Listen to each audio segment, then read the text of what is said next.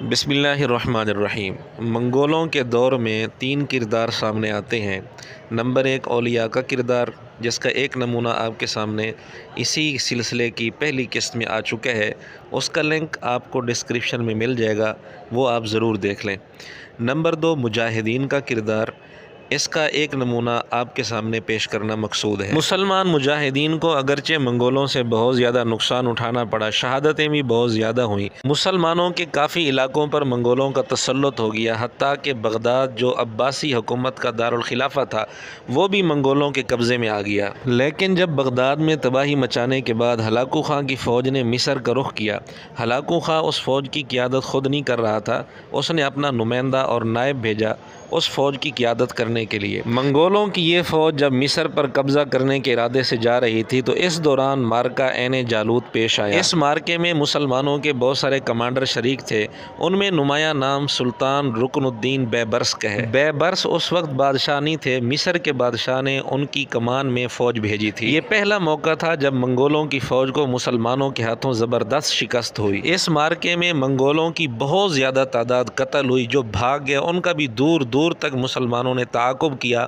اور تعاقب کر کے ان کو جہنم رسید کیا۔ اللہ تعالیٰ نے اس موقع پر مسلمانوں کو جو واضح فتح عطا فرمائی، اس پر پورے عالم اسلام میں خوشی کی لہر دوڑ گئی، مسلمان بہت زیادہ خوش ہوئے۔ اس مارکے میں منگولوں کی اتنی ذلت ہوئی اور ان کی اتنی ٹھکائی ہوئی کہ پھر دوبارہ ہلاکو خان مصر پر حملہ کرنے کی ہمت نہ کر سکا۔ اس واقعہ کے بعد منگول مزید ابھر کر سامنے نہ آ سکے، ان کی یلغار ختم ہو گئی اور ان کی طاقت ٹوٹ گئی۔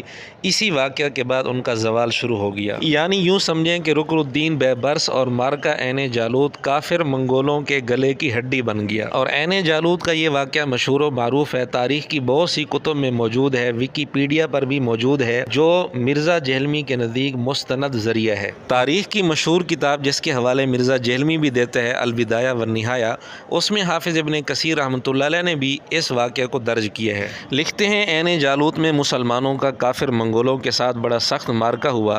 اللہ رب العزت نے اسلام اور اہل اسلام کی نصرت فرمائی اور مسلمانوں نے کافر منگولوں کو زبردست قسم کی شکست دی۔ حافظ ابن کثیر لکھتے ہیں کہ رکن الدین بیبرس اور دیگر بہادروں نے تاتاریوں کا پیچھا کیا، ہر جگہ ان کو خوب قتل کیا، یہاں تک کہ ان کا پیچھا کرتے کرتے حلب تک پہنچ گئے، اور جو تاتاری منگول دمشق میں تھے وہ بھی وہاں سے بھاگ کھڑے ہوئے۔ جب منگول دمشق سے بھاگے تو وہاں بھی مسلمانوں نے ان کا پیچھا کیا، خوب قتل کیا، ان کو قید کیا اور بہت سارا مال غنیمت جمع کیا، اور جو مسلمان منگولوں کے ہاتھوں میں قید تھے ان کو بھی چھڑا لیا۔ اس موقع پر اللہ تعالیٰ کی طرف سے جو نصرت اور مدد آئی، اس پر مسلمانوں کو بہت زیادہ خوشی ہوئی، اور اللہ کے دشمن یہود و نصارہ اور منافق ذلیل و خوار ہوئے۔ اللہ کا دین غالب آیا، اللہ نے اپنے دین اور اپنے نبی کی مدد کی۔ یہ تھا آپ کے سامنے مارکہ عین جالوت کا کچھ تذکرہ البدایہ والنہایہ سے، اور اسی طرح تاریخ کی اور بھی کئی ساری کتب کے اندر یہ واقعہ موجود ہے، ویکیپیڈیا پر بھی یہ واقعہ موجود ہے۔ اب جہلمی فرقے سے ہمارا ایک سوال ہے کہ مرزا جہلمی نے بارہا اپنی ویڈیوز میں اس بات کا تو بڑا فخریہ انداز میں تذکرہ کیا ہے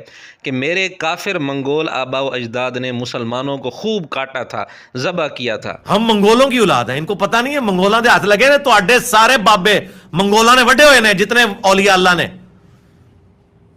جدوں وہ کافر سن۔ ان کو میں نے پہلے بتایا ہے میں منگول ہوں، منگولاں نے تو اڈے سارے صوفی وڈے ہوئے نے جدوں وہ کافر سن۔ لیکن مارکہ عین جالوت جو اتنا مشہور و معروف مارکہ ہے اور جس میں مسلمانوں کو زبردست اللہ رب العزت نے فتح عطا فرمائی، مرزا جہلمی نے آج تک اس مارکے کا تذکرہ نہیں کیا۔ اگر جہلمی فرقے کے لوگوں میں انصاف نامی کوئی چیز ہے، اگر وہ بے ضمیر نہیں ہے، تو انصاف سے بتائیں کہ مرزا جہلمی نے اس واقعہ کا آج تک تذکرہ کیوں نہیں کیا؟